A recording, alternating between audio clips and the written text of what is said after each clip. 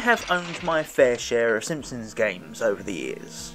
I've also owned my fair share of quite rubbish games. Unfortunately, all too often, these two things can meet in the middle. See my The Simpsons skateboarding video for further proof of that.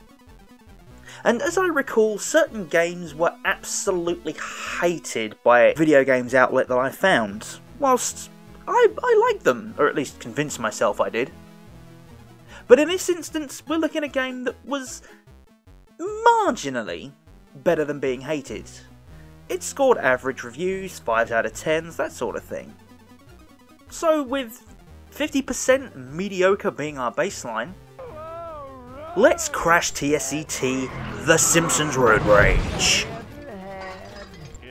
So here we are, November 2001, we're looking at the PlayStation 2. The game did receive a few ports here, there and everywhere, but I believe the PS2 is the definitive version. The game was published by our good friends over at Electronic Arts, back when they were still halfway decent, and it was developed by the great team at Radical Entertainment.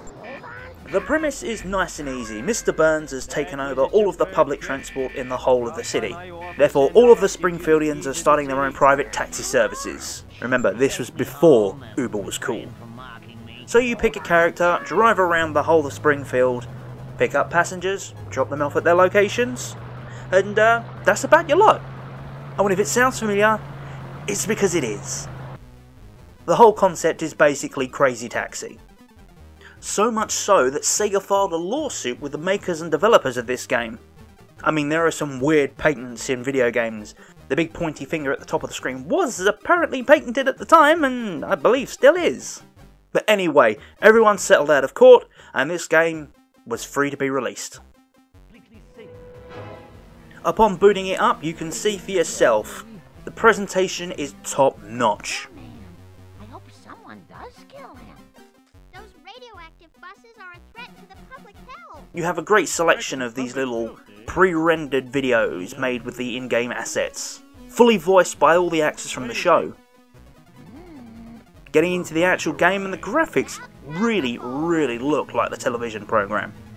There are loads of characters strewn across the city, most of which you can play as. And everything uses a touch of cell shading, plenty of bright colours, and if you look around close enough, there are loads of jokes and locations peppered around the entire world. Okay, so a lot of the assets kinda blocky, kinda square, but to be fair, it's booting up such a large world with so much in it. I mean, it's got AI cars driving around and buses driving around like lunatics. There's a lot going on under the hood here, and so I can forgive a few square edges around here and there. In terms of sound, the music is... It's not memorable, it's mostly forgettable, to be fair. And the voice acting, whilst it is all professionally done by the original actors, the quips quickly repeat themselves and become a touch annoying.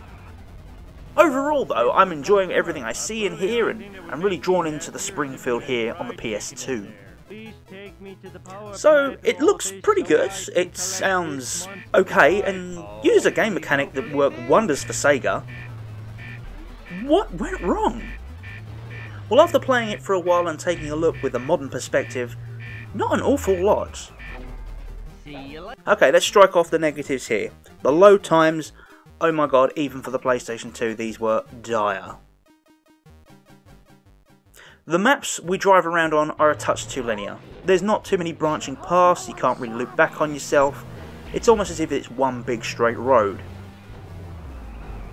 And if they had been able to do what I think they intended to, and link all of the worlds together, that would have been one horrendously long, winding road of nothingness.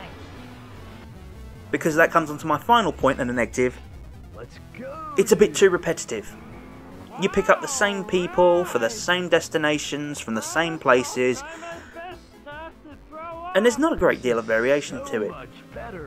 That being said though, I had a blast playing this again.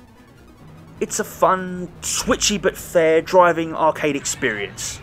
I never once felt too out of control, and all the collisions felt satisfying. The whole game itself was just fun all round. The fast-paced, Crazy Taxi style gaming is complemented by their own little nuances. Every third person you pick up seems to offer a careful drive where you mustn't hit anything for a bonus. or a road rage mode, where the more destruction you cause in the time, the better. All rewarding you that little bit of extra time and that little bit of extra cash, allowing you to play on and unlock more later on down the line. You have the Burns-owned bus stops, which if you knock over give you extra time. The radioactive buses hurtling throughout the town trying to knock everyone out of the way.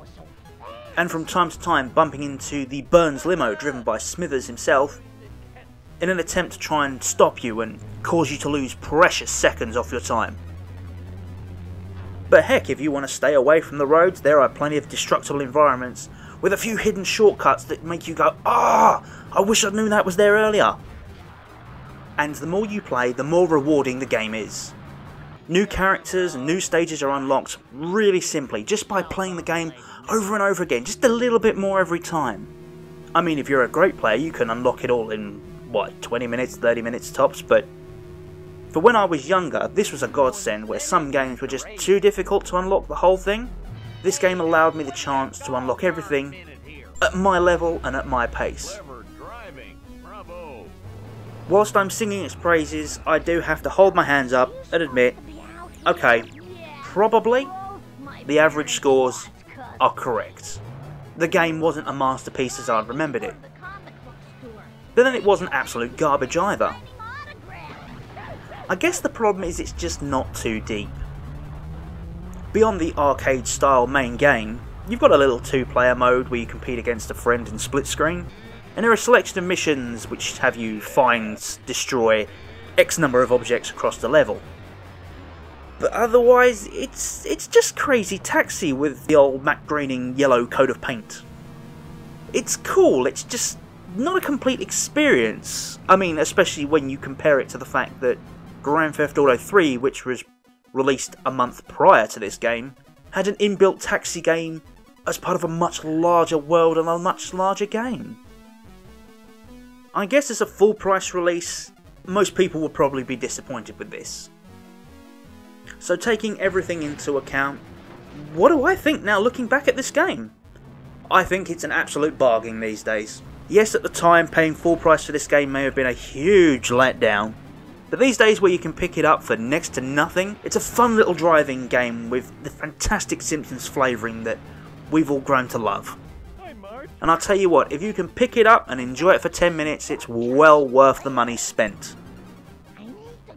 And yes, I know that they released Hit and Run not too long after, which massively expanded on the whole experience, but I've got a soft spot for road rage. So if you'll excuse me, I've got a rather portly gentleman to be taking down to the Flying Dutchman. I've been Crash TSET. This has been the Crash TSET. Buckle up, stay safe, and I'll see you soon.